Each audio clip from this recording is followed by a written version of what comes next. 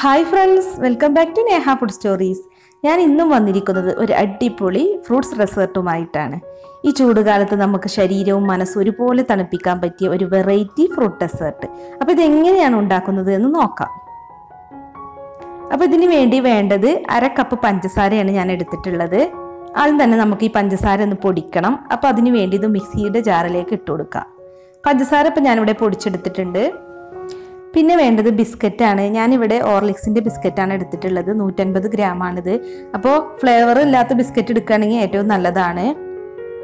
ഇനി നമുക്ക് ഈ ബിസ്ക്കറ്റും പഞ്ചസാര പൊടിച്ച് അതേ ജാറിലിട്ടൊന്ന് പൊടിച്ചെടുക്കാം.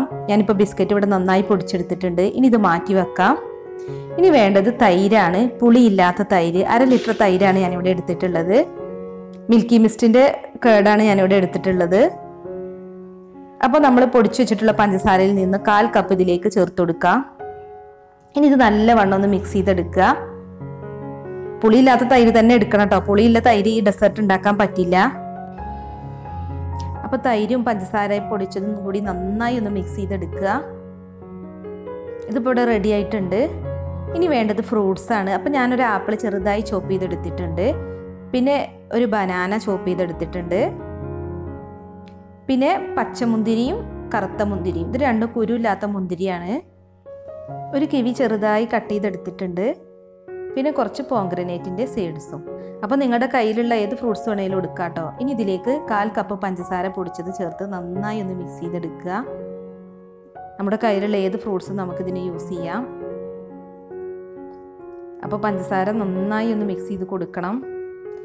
ഇനിയിപ്പോൾ നമുക്ക് ഈ ഡെസേർട്ട് എങ്ങനെയാണ് സെറ്റ് ചെയ്തെടുക്കുന്നത് നോക്കാം. ആദ്യം തന്നെ ഒരു ഗ്ലാസ് എടുത്തിട്ടുണ്ട്. അതിലേക്ക് തൈര് ചേർത്ത് കൊടുക്കാം. പിന്നെ അതിൻ്റെ മുകളിലേക്ക് ഫ്രൂട്ട്സ് ഇട്ട് കൊടുക്കണം. ഇതിലേക്ക് മിക്സഡ് ഫ്രൂട്ട് തന്നെ വേണമെന്നില്ല. ഏതെങ്കിലും ഒരു ഐറ്റമോ 2 ഐറ്റമോ ഫ്രൂട്ട്സ് എടുത്താലും മതി. ഇനി ഇതിൻ്റെ മുകളിലേക്ക് ബിസ്ക്കറ്റ് പൊടിച്ചത് ഒരു 2 ടേബിൾ സ്പൂൺ ഇട്ട് കൊടുക്കാം.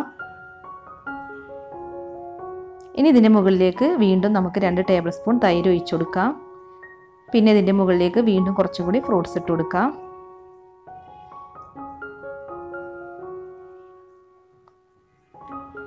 ഇനിയിപ്പോൾ ഇതിൻ്റെ മുകളിലേക്ക് ഒരു ഫ്ലേവറിന് വേണ്ടി കുറച്ച് സ്ട്രോബെറിയുടെ ക്രഷാണ് ഞാൻ എടുത്തിട്ടുള്ളത്. ഇത് ചേർത്ത് കൊടുക്കുക. അത് നിർബന്ധമൊന്നുമില്ല. അപ്പോൾ നമ്മുടെ ഡെസേർട്ട് ഇപ്പോൾ ഇവിടെ റെഡി ആയിട്ടുണ്ട്. ഒരു അടിപൊളി ടേസ്റ്റുള്ള ഒരു ഡെസേർട്ടാണിത്.